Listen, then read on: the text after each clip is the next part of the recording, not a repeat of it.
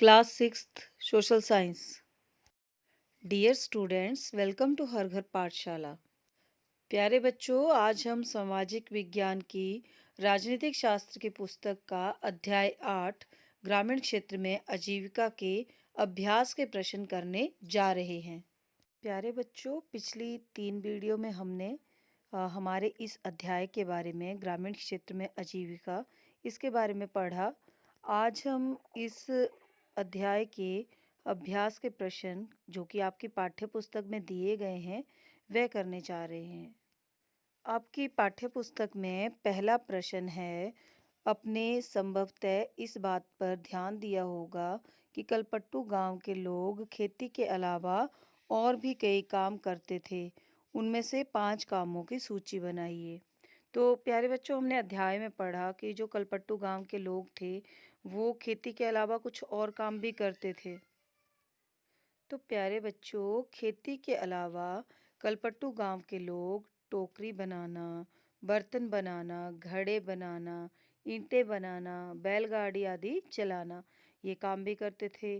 साथ में लोहार, नर्स, शिक्षक, धोबी, बुनकर, नाई, साइकिल ठीक करना इत्यादि के रूप में भी सेवाएं देते थे। साथ में चाय की छोटी छोटी दुकानें, सब्जी की दुकानें, कपड़े की दुकानें, खाद और बीज की दुकानें भी करते थे। कुछ लोग शहर में जाकर मकान बनाना और लारी चलाने का काम भी करते थे, मतलब गाड़ी भी चलाते थे शहर में जाकर। कुछ लोग खान से पत्थर या नदी बालू ढोने का काम भी करते थे। मतलब कुछ लोग जो थे वो खान से पत्थर और नदियों से रेता, बालू किसको कहते हैं, रेते को, वो ढोने का कार्य भी करते थे। तो इस तरह से कलपट्टू गांव के लोग जो थे वो खेती के अलावा और भी कई काम करते थे। हमारा प्रश्न नंबर 2 है, कलपट्टू गांव में विभिन्न तरह के लोग खेती पर निर्भर हैं। उनकी एक सूची बनाइए और उनमें से सबसे गरीब कौन है और क्यों है, ये बताना है। तो काफ़ी सारे लोग जो थे कलपट्टू गांव में वो खेती पर निर्भर थे, परंतु इनमें से क्या था, कुछ लोग जो थे वो बड़े किसान थे और कुछ लोग छोटे किसान थे, जैसा कि हमने अध्याय में पढ़ा। इसका उत्तर होगा खेती पर निर्भर लोग, जैसे रामालिंगम जैसे जो बड़े किसान थे अपने खेतों पर स्वयं काम नहीं करते थे बल्कि खेतीहर मजदूरों से काम कराते थे। ठीक है। जो रामालिंगम था वो क्या था, एक बड़ा जमींदार था, उसके पास काफ़ी ज़मीन थी, बड़े सारे खेत थे। परंतु जो शेखर था वो क्या था, छोटा किसान था, उसके पास अपने खेतों पर स्वयं काम करता था वो। और कटाई के समय छोटे किसान आपस में एक दूसरे के खेतों में काम करने में उनकी मदद करते थे। और जो तीसरा है तुलसी जैसे भूमिहीन खेतीहर मजदूर जो थे वो बड़े किसानों के खेतों पर फसल बुवाई, निराई तथा कटाई के समय बुलाने पर काम करते थे। तो इससे क्या पता चलता है कि जैसे 3 तरह के लोग थे वहाँ पे, रामालिंगम जैसे बड़े किसान, शेखर जैसे छोटे किसान और तुलसी जैसे भूमिहीन किसान। मतलब एक इस तरह के किसान जिनके पास काफ़ी ज़्यादा ज़मीन थी और उनके ज़मीन के ऊपर दूसरे मज़दूर जो थे वो काम करते थे। और साथ में शेखर जैसे लोग जिन जो क्या थे, छोटे किसान थे, अपने खेतों में भी काम करते थे, साथ में क्या करते थे, एक दूसरे के साथ हेल्प भी करवा देते थे। और तीसरा होगा तुलसी के जैसे भूमिहीन, जिनके पास कोई भी ज़मीन नहीं थी, परंतु वो क्या करते थे, बड़े जो किसान होते थे उनके खेतों में जाकर वो उनकी फसल के समय बुवाई, निराई तथा कटाई का काम करते थे और उससे अपनी जीविका चलाते थे। तो इसमें से सबसे गरीब भूमिहर खेतीहर मजदूर होंगे, जैसे तुलसी। और क्योंकि उन्हें वर्ष में क्या होगा, केवल कुछ ही महीने काम मिलता था और बाकी समय वो क्या रहते थे, खाली रहते थे। अब जैसे आपको भी पता है कि सारा साल भर तो फसल का काम होता नहीं है, केवल जब हम फसलों की बिजाई करते हैं उस वक्त, और दूसरा जब फसलों की कटाई होती है उस वक्त ज़्यादा काम रहता है। और उसके बीच में ये सारे किसान क्या होते हैं, फ्री रहते हैं। तो मतलब इनको अपनी आजीविका चलाने में भी काफ़ी अधिक दिक्कत आती है। और जो ज़्यादा अमीर होंगे वो कौन होंगे, रामालिंगम जैसे बड़े किसान। और इसके विपरीत जो शेखर है वो ना ज़्यादा अमीर होगा ना ज़्यादा गरीब होगा, वो एक मध्यवर्गीय किसान है। हमारा तीसरा प्रश्न है, कल्पना कीजिए कि आप एक मछली बेचने वाले परिवार के सदस्य हैं। आपका परिवार यह चर्चा कर रहा है कि इंजन के लिए बैंक से उधार लें कि ना लें? आप क्या कहोगे? तो प्यारे बच्चों, मैं मछली बेचने वाले परिवार का सदस्य होने के नाते सलाह दूंगी कि हमें बैंक से उधार लेकर इंजन खरीद लेना चाहिए, क्योंकि जब हमारे पास कैटामैरेन कैटामैरेन बताया था ना मैंने क्या होता है, मछुआरों की खास तरह की इंजन की छोटी नाव होती है जिसे वो क्या करते हैं, मछली पकड़ने के लिए इस्तेमाल करते हैं।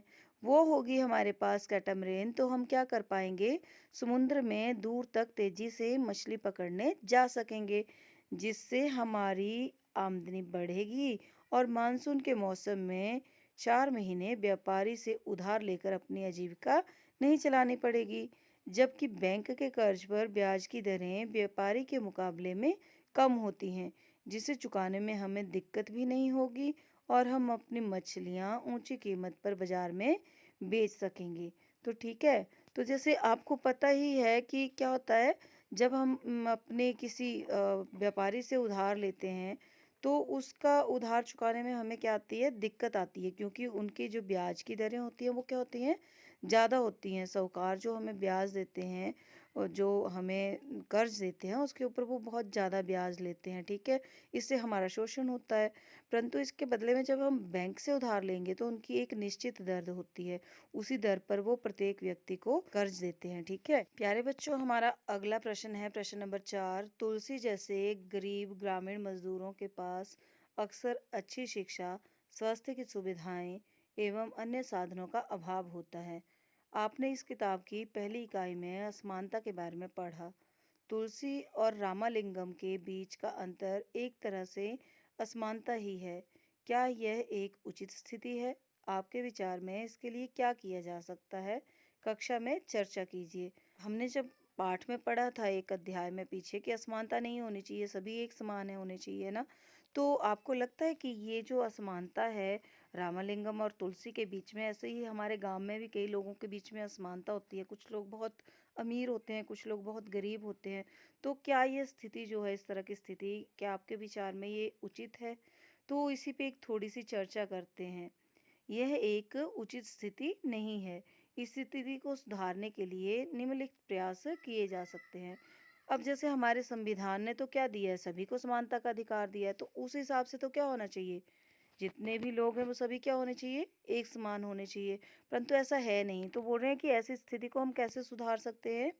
तो इसके लिए पहला प्रयास है कि जो गरीब भूमिहीन मजदूर हैं, उनको वर्ष में कुछ महीने तो काम मिल जाता है, परंतु जिन महीनों में उनके पास काम नहीं होता है, उन महीनों में जो सरकार है वो क्या करे, उनको गांव के आसपास ही कोई वैकल्पिक रोजगार जो है वो उपलब्ध करवाने की व्यवस्था करवाए। इसके अलावा इसी तरह जो लोग हैं उनको सरकार के द्वारा आर्थिक सहायता भी दी जानी चाहिए, जिससे क्या कर सकें, वो अपने स्वरोजगार के अवसर के लिए प्रोत्साहित हो सके, मतलब वो अपना कोई छोटा मोटा काम धंधा जो है वो चला सकें। इस तरह का प्रयास भी सरकार के द्वारा किया जाना चाहिए। हमारा अगला पॉइंट है, सरकार सस्ती दरों पर बैंकों से ऋण उपलब्ध कराकर स्वरोजगार के लिए प्रोत्साहित कर सकती है। मतलब बैंक के द्वारा भी क्या किया जा सकता है, लोन दिया जा सकता है, सस्ती दरों पर ऋण उपलब्ध करवाया जा सकता है लोगों को, ताकि वो क्या कर सके, अपने कोई छोटा मोटा स्वरोजगार जो है उसको चला सके। इस तरह से लोगों को रोजगार प्रदान करने के लिए सरकार को क्या करना चाहिए, प्रयास करने चाहिए, ताकि लोग क्या कर पाए, अपना कोई छोटा मोटा रोजगार चलाकर जो उनका जिस टाइम में वो क्या रहते हैं, फ्री रहते हैं, उन महीनों में वो अपना रोजगार चला सकें। जो खेतीहर मजदूर हैं उनको सरकार के द्वारा पूरा वर्ष भर काम देने की व्यवस्था की जानी चाहिए। तो इस तरह से प्यारे बच्चों, जो भूमिहर मजदूर हैं उनको भूमि दी जाए, गरीब किसानों को, साथ में जो गरीब किसान हैं उनको क्या किया जाए, जिन महीनों में उनके पास काम नहीं होता उन महीनों में सरकार को क्या करनी चाहिए, वो उनके गांव के आसपास ही वैकल्पिक रोजगार उपलब्ध करवाया जाना चाहिए और आर्थिक सहायता दी जानी चाहिए, जिससे वो अपना स्वरोजगार कर सके।